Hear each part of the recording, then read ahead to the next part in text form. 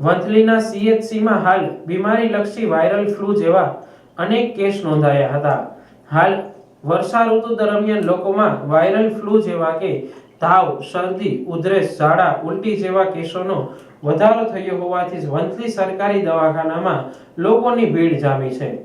આ viral flu રોગો શાનાથી ફેલાય છે અને શું કાળજી રાખવી જોઈએ તે વિશે ડોક્ટર સિકંદર પરમાર દ્વારા માહિતી આપવામાં આવી હતી।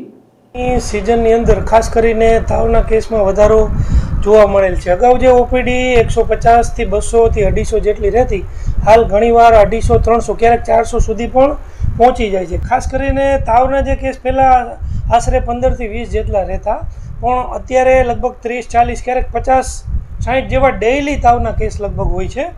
તેમજ ડાયરિયાના કેસમાં પણ ખાસ કરીને વધારો જોવા મળેલ છે।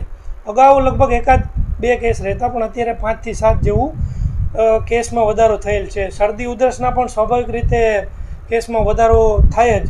ખાસ કરીને લોકોએ ધ્યાન એ રાખવું જોઈએ કે બહારના ખુલ્લા જે ખોરાકો છે એ ખાતી વખતે ખાસ તકેદારી રાખવી જોઈએ અને શક્ય એટલું ઘરનો ખોરાક લેવો।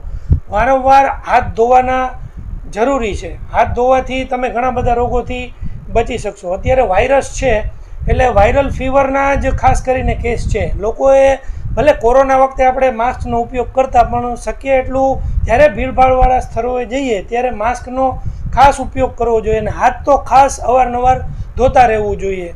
ખાસ કરીને પાણી પણ અત્યારે વર્ષા ઋતુની સિઝન છે એટલે ઘણીવાર વરસાદને લીધે એમાં પ્રદૂષણ ફેલાયેલું હોય, તો પાણી પણ જોઈને ઉકાળીને પીવું જોઈએ।